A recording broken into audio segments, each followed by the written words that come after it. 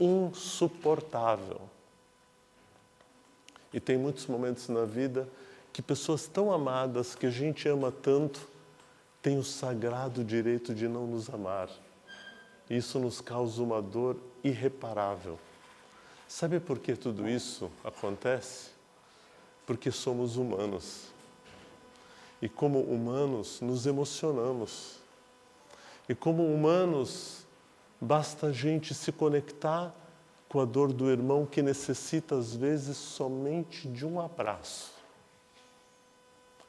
E, às vezes, aquele irmão que a gente julga como pedinte, como alguém fraco, como alguém necessitado, a gente não percebe que ele menos precisa de julgamento.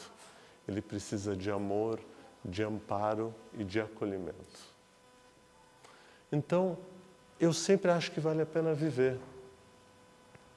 E vale a pena viver, mesmo que seja esperando um sonho. Eu, por exemplo, eu tenho um sonho pessoal e toca a minha história, toca a minha vida. Eu espero que um dia a gente não tenha mais guerras no mundo. É uma utopia? É uma utopia, mas eu escolhi o outro caminho. O caminho da paz, que parece ser uma coisa muito difícil. Inclusive, a paz de estar vivo é um caminho muito difícil, né? Mas aí, quando a gente está angustiado, aparecem umas coisas assim, né? Eu sempre esqueço o nome da menina que canta maravilhosamente com Oswaldo Montenegro, essa música chamada Estrelas. E eu quero que você escute agora essa música com a sua alma. Tenta desligar um pouco a cabeça e tenta escutar lá dentro. E Oswaldo Montenegro canta com ela dizendo assim, já eu lembro o nome dela. Pela marca que nos deixa a ausência de som que emana das estrelas. Pela falta que nos faz a nossa própria luz a nos orientar. E a gente sempre está buscando um orientador. Vocês acreditam que em 2023 a gente ainda espera o Messias? E o Messias falou, ó homens de pouca fé, não sabeis que o reino de Deus está dentro de vós? Eu juro para você que está dentro de você o reino de Deus, eu juro. Você não precisa confiar em mim, mas ele está dentro de você. E você também. E você também. Então a nossa própria luz a nos orientar. E aí ele faz uma analogia que só o artista consegue fazer isso. E eu não tenho vergonha de dizer que eu morro de inveja, porque eu fico tentando compor essas coisas, não sai nada, eu só sei ler, eu não consigo compor. Ele diz assim, doido corpo que se move. É a solidão nos bares que a gente frequenta. Quantas vezes a gente está nos bares que a gente todos aqui frequenta, esperando encontrar alguém num gole de cerveja. Mas quando vem a lucidez, o que acontece? A gente está sozinho outra vez. Pela magia do dia, que independeria da gente pensar, não me fale do seu medo, eu conheço inteira a sua fantasia e é como se fosse pouca e a tua alegria não fosse bastar. Então, eu acho que vale a pena viver e eu acho que para poder viver em paz precisa ser um artista. No mundo que a gente vive, com tantas comparações, com tantos ataques à nossa estima, com tantas comparações, tem que ser artista para poder viver em paz. Com quem? Com você mesmo. Um baita desafio. Quantas noites mal dormidas, quantos pesadelos à noite, quantos medos que nos assombram. Quando eu não estiver por perto, cante aquela música que a gente ria e tudo que eu cantaria, e quando eu for embora, você cantará. Né? Então, eu acho que o convite dessa noite, que é justamente do capítulo 5, Bem-aventurados os aflitos, e eu acho que a nossa aflição, ela é presente. E o que a gente resolveu se reunir aqui nessa seara? A gente resolveu se reunir nessa seara para a gente dar conta das nossas aflições. E para a gente achar, quem sabe, um dia melhor para a gente poder viver. Então, eu estou pedindo para vocês se tornarem artistas na arte de viver em paz. Há quem diga, e há até religiosos que dizem que a paz não é deste mundo, né? E Jesus falou exatamente isso para a gente. Ele diz assim, quando ele viu a gente vivendo na turbulência, e é preciso olhar para a frase dentro do contexto histórico, quando ele falou para aquelas pessoas, a felicidade não é deste mundo, a felicidade não pode ser desse mundo que a gente tem tamanha desigualdade entre os seres humanos. Não é possível que a gente tenha tanta concentração de renda e tanta pobreza. Não é possível que a gente defina um padrão de beleza e qual é o tipo de cabelo mais bonito, né? Eu não tenho nenhuma dúvida que é o meu.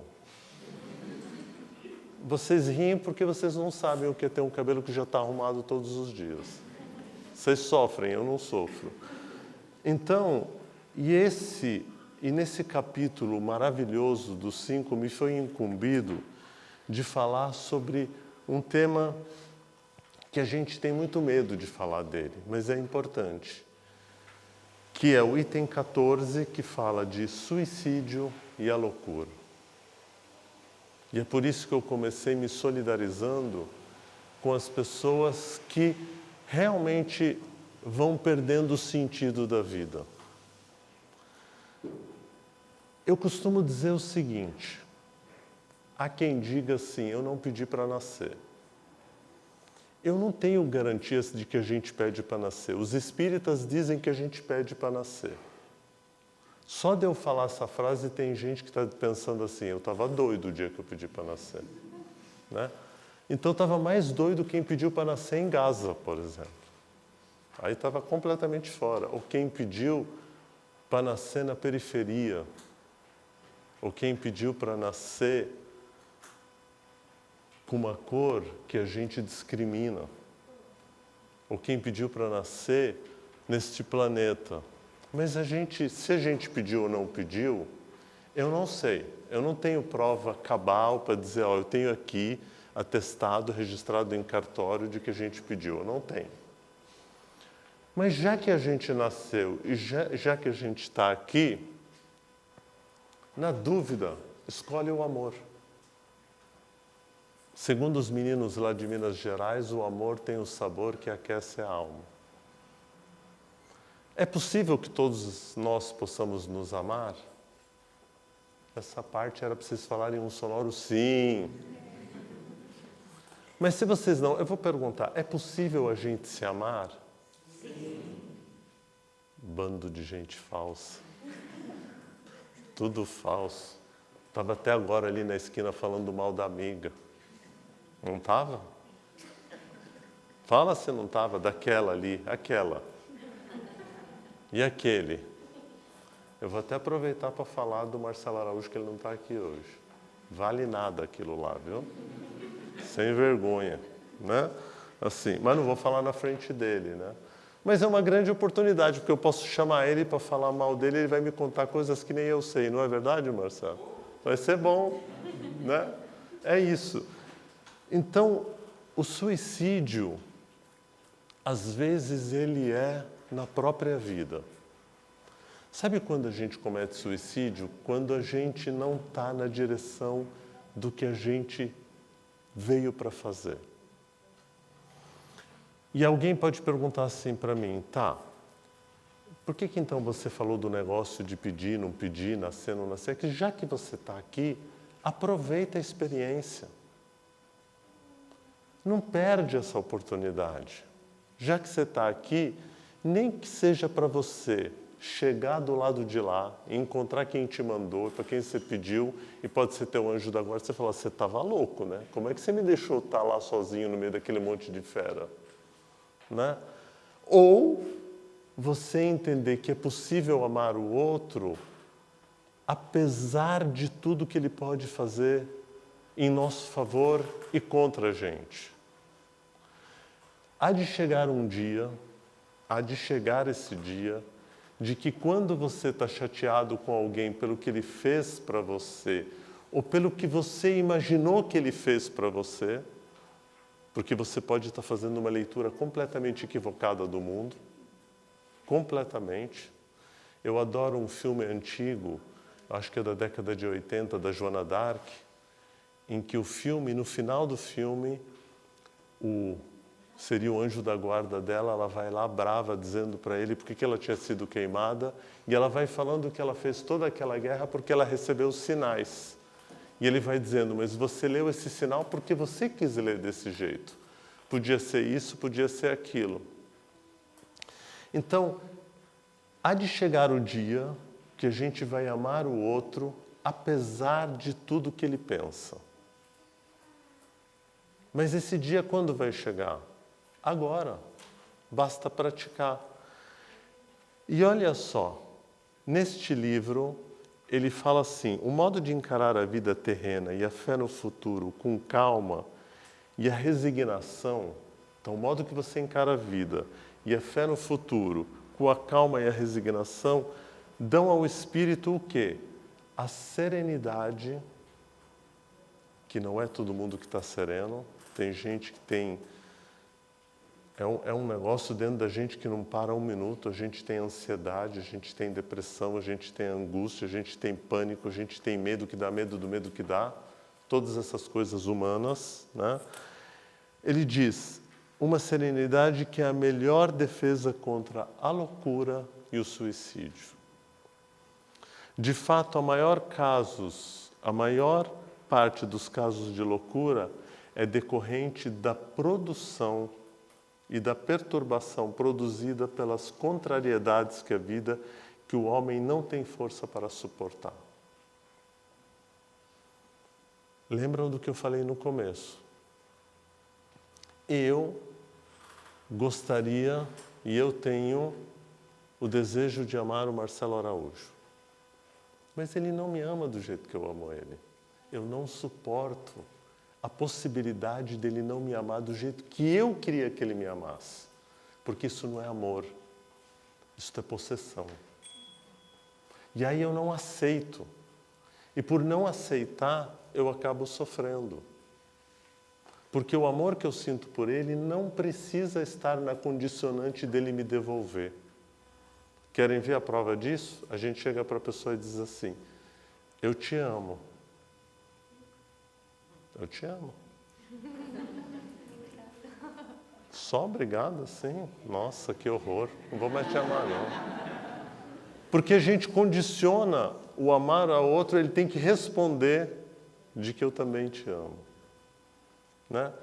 E eu vou falar pela milionésima vez isso, que é uma mentira, porque é impossível eu ter falado isso milionésima vez, mas de que tô para ver mais sofrimento que a gente causa para a gente mesmo do que essa habilidade incrível que a gente tem de amar justamente quem não nos ama.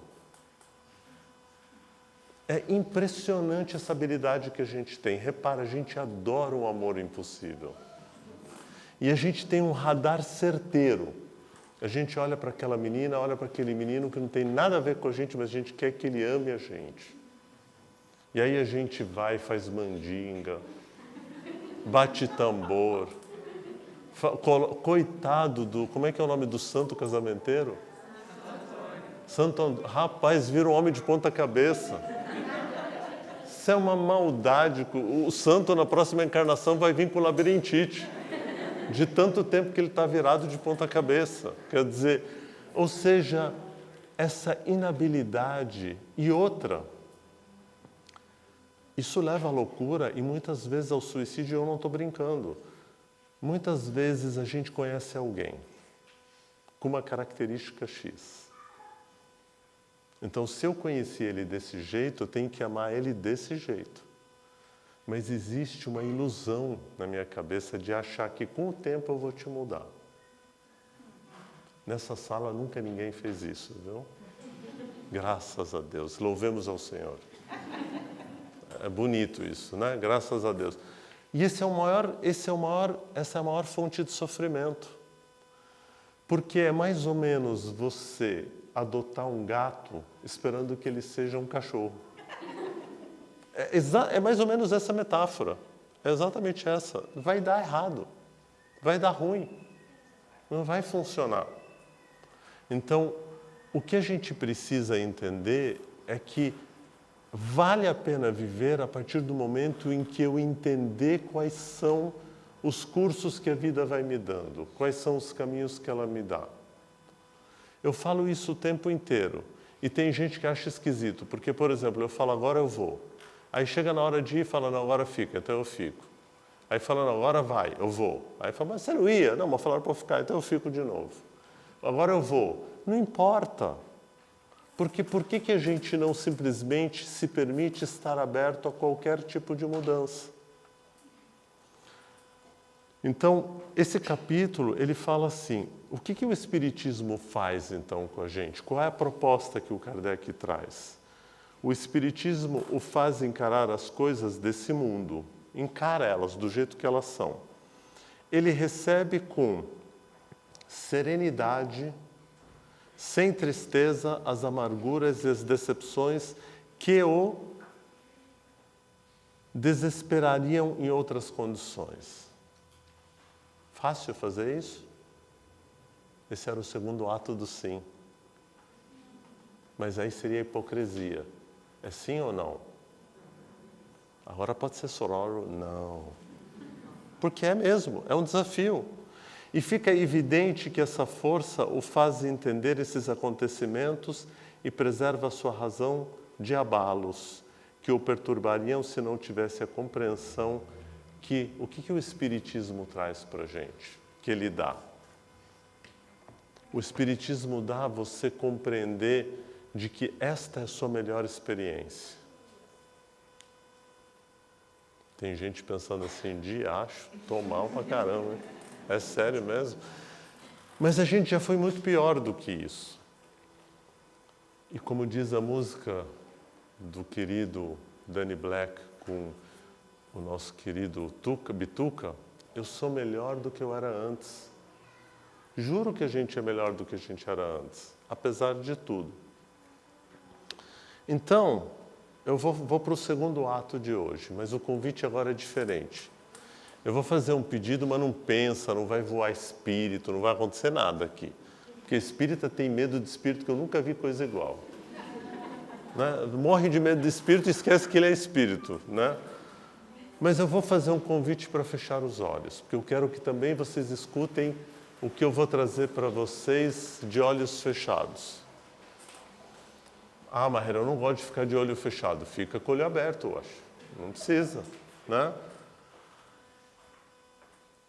Essa poesia que o moço compôs dizendo assim, hoje eu acordei com o pé direito. E resolvi agradecer por cada feito. Olha onde eu estou. Deus é perfeito. Eu tive medo, mas eu fui com medo mesmo.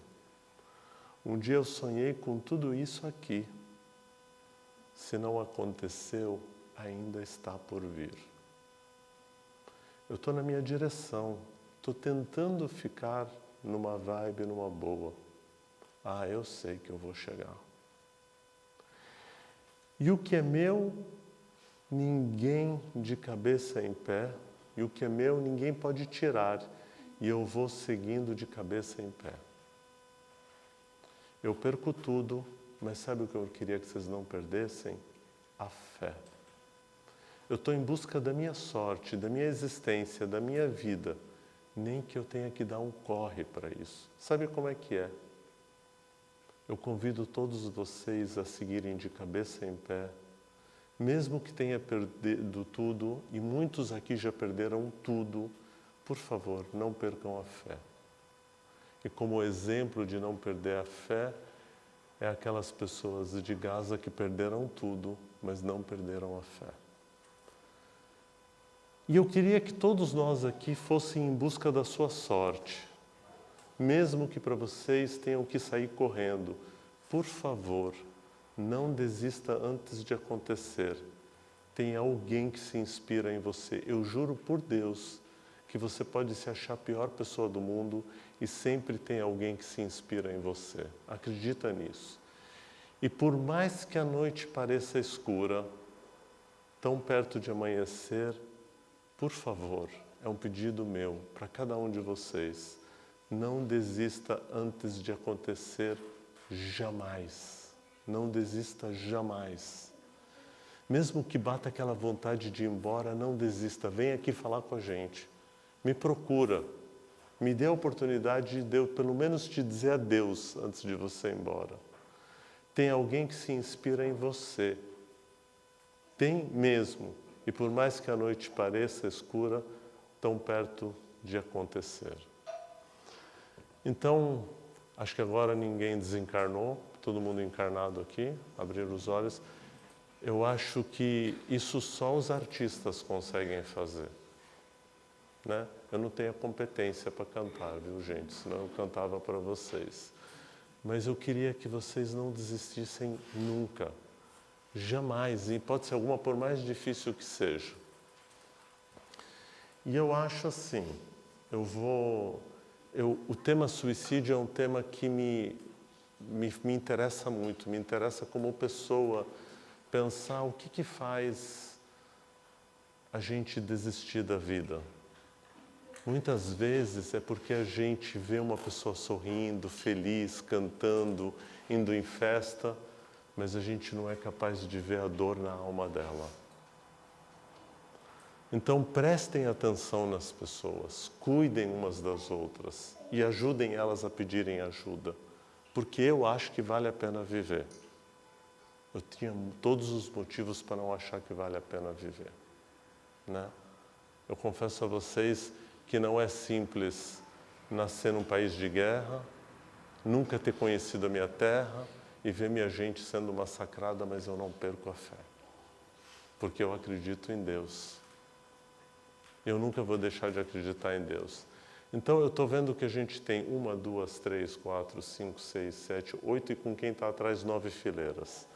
Então eu vou lembrar de Jesus dizendo 70 vezes, 7 vezes. Então a fila 1, 2, 3, 4, 5, 6, 7. 7 é essa que você está. A 7ª pessoa daqui para lá vai ganhar um livro de presente hoje. Quem é a 7ª pessoa? 1, 2, 3, 4, 5, 6, 7. Você, pessoa. É você mesmo.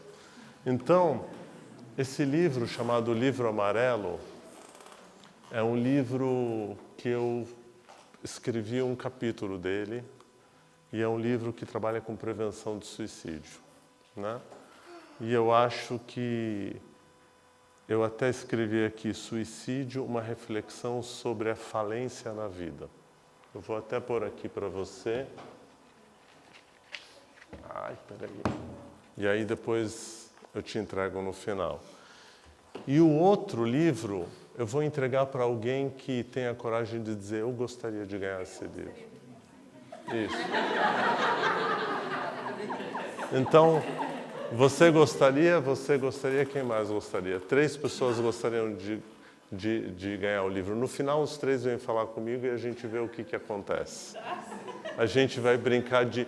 Tem mais uma pessoa lá fora, vem aqui no final comigo, a gente vai jogar Joking Pool, para ver quem que ganha, tá bom? Só uma coisa, não desistam de viver. E nós vamos fazer a nossa prece de encerramento com uma oração escrita por um grande amigo meu, tá bom? Então vamos nos conectar com essa prece que eu vou ler ela, para a gente sair com esperança na vida e não ficar triste e para acreditar que vale a pena viver, tá certo? Estamos combinados nisso? E ainda lembrando que no dia 12 a gente pode se inscrever para ir lá praticar o perdão, não esqueçam disso. Em nome de Deus, então, agradecemos a bendita oportunidade de estarmos aqui e agradecemos a esse autor por nos escrever esta oração. Faça uma lista de grandes amigos, quem você via há 10 anos atrás. Quantos você ainda vê todo dia? Quantos você já não encontra mais? Faça uma lista dos sonhos que tinha.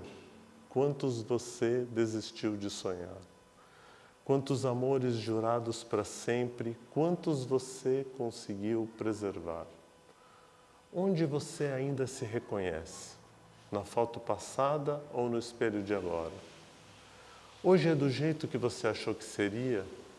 Quantos amigos você jogou fora? Quantos mistérios que você sondava? Quantos você conseguiu entender? Quantos segredos que você guardava, hoje são bobos, nem você quer saber. Quantas mentiras você condenava, quantas você teve que cometer. Quantos defeitos sanados com o tempo eram o melhor que havia em você. Quantas canções que você não cantava, hoje assovia para sobreviver. Quantas pessoas que você amava, hoje você acredita que amam você? Faça uma lista de grandes amigos, quem você mais via 10 anos atrás, e quantos ainda você vê todo dia, e quantos você já não encontra mais.